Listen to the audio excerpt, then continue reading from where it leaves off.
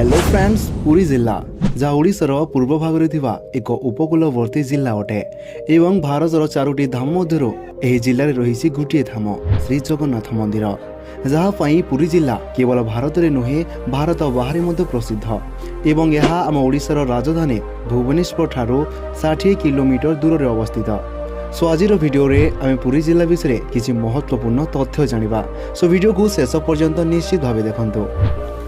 पुरी जिला जो जिलार क्षेत्रफल 3479 किलोमीटर स्क्वायर अटे, जो जिले रही 11टी तहसिल, 268 ग्राम पंचायत, 1722 ग्राम, 28 पुलिस स्टेशन एवं यह जिलार वाहन पंजीकरण नंबर ओडी 13 अटे।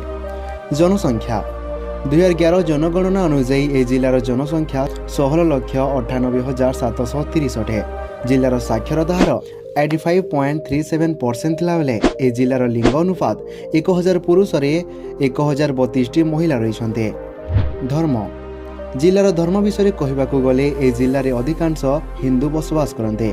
2011 रिपोर्ट अनुसार 96.83% हिंदू, 2.71% मुस्लिम और 0.46% अन्य धर्म लोके बास करते। भाषा पुरी जिले में अधिकांश लोके ओडिया कही सेथिफाई जिले में 95.09% ओडिया, 2.36% उर्दू, 1.92% तेलुगु और 0.63% अन्य भाषा कही। प्रसिद्ध मंदिर मध्य श्री जगन्नाथ मंदिर अन्यतम। यह पुरी जिले रही गुंडीचा मंदिर Puri, Loknath temple Puri, sun temple Konark, Mangala temple Kakatpur, Alarnath temple Brahmagiri आदि प्रसिद्ध मंदिर।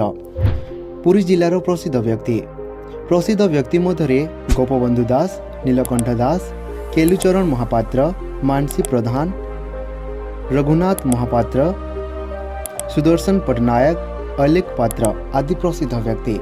सो फ्रेंड्स, आशा करी ए वीडियो रे आपण पुरी जिला विषय किसी महत्वपूर्ण तथ्य जानी पारथिबे। तो एमिति वीडियो देखिया पई आम चैनल को सब्सक्राइब करंतु। पुणी देखा अन्य एक वीडियो सहित। जय जगन्नाथ।